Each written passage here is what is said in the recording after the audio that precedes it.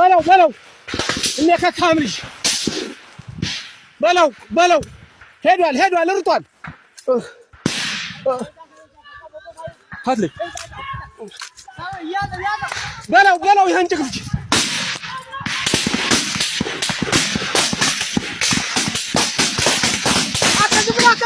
ተው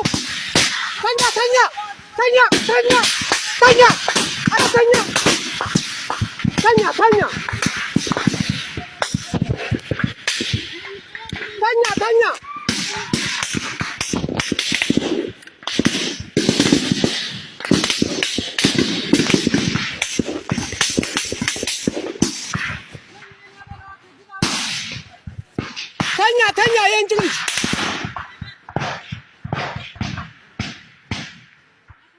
ተው የኛ እንጆች የኛ ናቸው የኛ እንዳይሆኑ ጠብቅ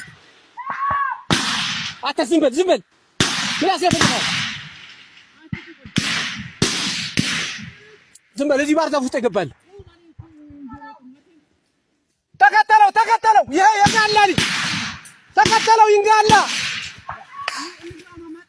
ተው እዚህ ውስጥ አለ ተመለስ ተኛ እሱ ውስጥ አለ ተኛ ዝም ብለህ ቆይ ከኋላ የሚተኩሱ የኛ ናቸው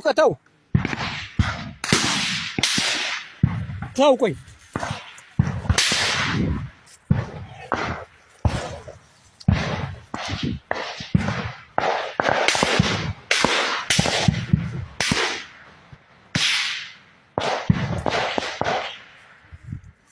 ጠብቅ ዝም ብለህ አይመጣም በዚህ እንዳትተኩስ ዝም ብለህ ጠብቅ እንዳትተኩስ አሁን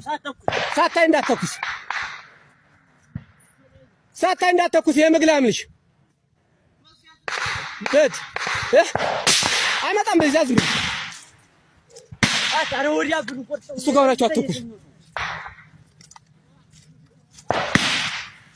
ሰው ሳታው አትተኩስ የኛ ልጆች ከኋላ እየመጡ ነው ቆይ ተው ቆይ ሰው ይጎዳብናል ቆይ የኛ ነው ካየው በለው የኛ እንዳትመቱ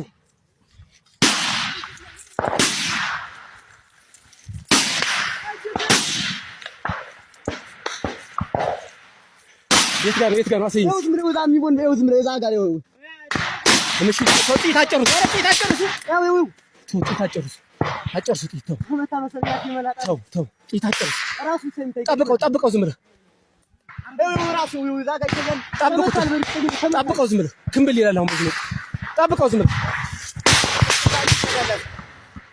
የኛው አልቀልም እኮ እዚህ ጋር የኛ ነው አይዞህ የኛ ናቸው ወደዛ አስቡ እዛ በቡቃያ በኩል እኔ ያዙት እንዳለ አትጣጨርሱ ዝም ብላችሁ ጥይት አጨርሱ ጎበዝ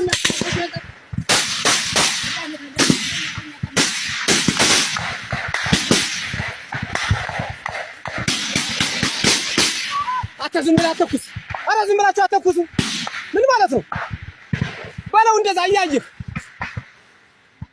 ዝም ብላችሁ አተኩሱ ጎበዝ ስታየው አናቱ ማለት አብራም ተታል በዛ በኩል ይሄ መግላምልሽ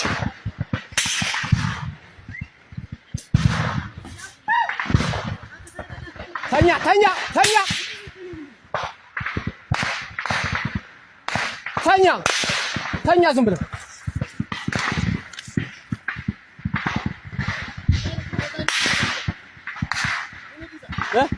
ይሄ ከተለናላ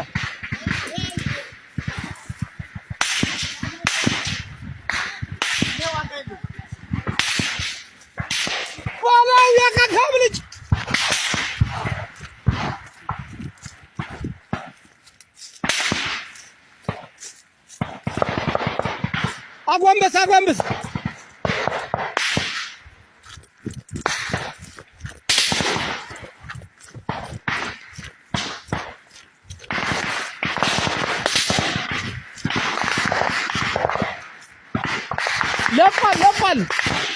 ለቋል ባለው ለቋል ሮጧል። ተከተለው ሸርሙጣልሽ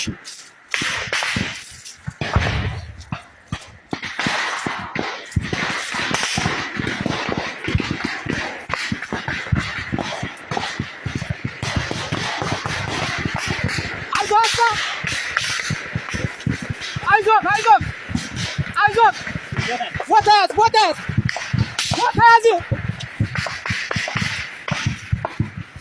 ቦታ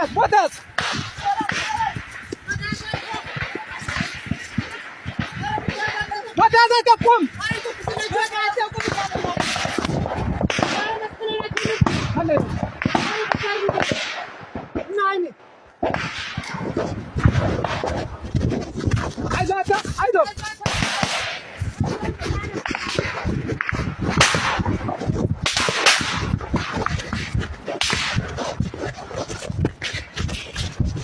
አይዞህ የእነሱ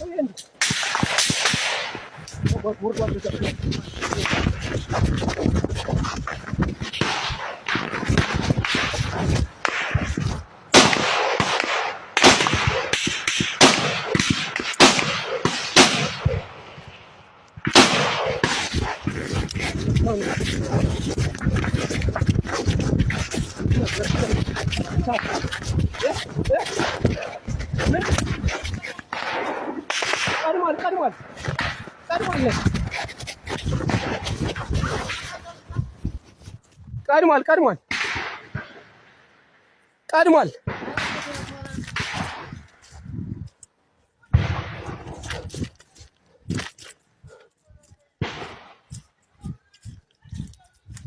አይዛተ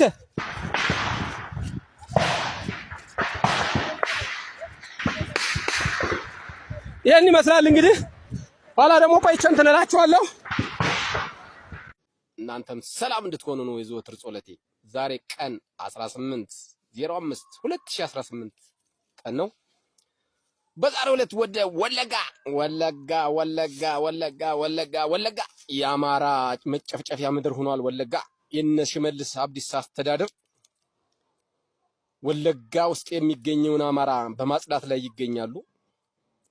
ያው እነሱ የቤት ስራቸውን እየሰሩ ነው። በቀጣይ ከኢትዮጵያ የመገንጠል እና ታላቋን ኦሮሚያን አገር አድርጎ የማስቀመጥ ፕላንን ይዘው እየተንቀሳቀሱ ነው።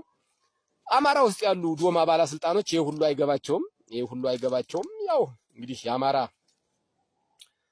ከ50 ዓመት ጀምሮ ወደ 50 ዓመት አካባቢ እንግዲህ ጭቆናው በዝቶበታል። ምክንያቱም በአማራ በገንዛ ልጆቹ ወይም በሱ ልጆች ባለመተዳደሩ ነው። በክልሶች ስለሚተዳደር አማራ በክልስ አማራዎች ስለሚተዳደር መከራውና ጭቆናው እጅግ በጣም በዝቶበታል ማለት ነው። እጅግ በጣም በዝቶበታል። አንዳንድ አማራ ቢኖሩም ያው አጎብዳጅ ለቲፒኤልኤፍ አጎብዳጅ የነበሩ አሁንም ደግሞ ለኦዴድ እያጎበደዱና ሲሰረሩ የሚውሉ ፍናፊንቶች ስለሆኑ የአማራ ሕዝብ ነፃ መውጣት አልቻለም። በወለጋ የተጨፈጨፈ ነው። ይባስ ብሎ አሁን ደግሞ እንደውም አማራ ክልል ውስጥ መጥቶ በዶክተር ይልቃል ፊርማ እና በብርሃኑ ጁላ አዝማችነት በቀንዳውጣ አስፈጻሚነት የአማራ ሕዝብ እየተጨፈጨፈ ነው። መቼም አይገባቸውም። ምንም ማድረግ አይቻልም። ስለዚህ ወለጋ ያለህ አማራ እቤት ብትሆንም መጥቶ እያረደ ነው። ሲጀመር እቤት ውስጥ ለምን ተቀመጣችሁ ነው እንዴ? በአሁኑ ሰዓት የወለጋ ፋኖ ቢዛሞ ፋኖ አለ አይደለ? ተደራጅቷል። ውጣና ተዋጋ። በቃ ይቅርብህ፣ ኑሮ ይቅርብህ። እንደዚህ ወን ድረሱልን። ማንም አይደርስልህም። በቃ ክንድ ነው የሚያወጣህ። አገዛዙ የሰራህለትን አይፈልገውም። ነፍጥ ዘ ስትዋጋው ነው የሚያከብርህ። በቃ ነፍጥ ዘ መዋጋት አለብህ። ስለዚህ የመንግስት ያለሽ የማንተስ ያለሽ የምን ያለሽ የፖሊስ ያለሽ ብትል ማንም አይሰማም። ፕሮግራሙ አማራን ከወለጋ ማጽዳት ስለሆነ ማለት ነው። ስለዚህ ውጣና ታገል። በተለይ ወጣት የሆንክ እንዴት ቤት ቁጭ ብለህ ትታረዳለህ? ዛሬ የኛ ያክል ሰው ሞተ፣ ዛሬ የኛ ያክል ወጣት ሞተ፣ ዛሬ የኛ ያክል እንደዚህ ተደረሸነ። እንደዚህ እስኪ ምንድነው? ምን እያደረጋችሁ ነው እንዴ? ድሮስ የሚያታግል ሰው የለም ወይም ድርጅት የለም ወይም አካል የለም። አሁን እኮ የመታገያ ሜዳው ፈረሱም አለልህ፣ የመጋለቡ ደግሞ ያንተ ስራ ነው። ስለዚህ በወለጋ ያለ አማራ ተው፣ ይቅርብ፣ በቃ ቤቱን ተው፣ ይኖሩበት እነሱ። ውጣና ታገል ውጣና በቃ ህግ ሲኖር እኮ ነው የህግ ያለ ብለህ ህግ መጥቶ የሚያስከብርልህ። መከላከያ መጥቶ ትጥቅን አስፈትቶ ይሄዳል። ኦነግና የኦሮሚያ ልዩ ኃይል ደግሞ መጥቶ ጠስጥሶ ይሄዳል፣ ገሎ ይሄዳል። የኦሮሚያ ልዩ ኃይል ማለት ነው። ስለዚህ ወለጋ ውስጥ ያላችሁ አማራዎች ምን እያረጋችሁ ነው? ወጣቱ በተለይ እቤት ሆነ የምትታረድ ምን ልታረግ ነው? ውጣና ታገል በቃ።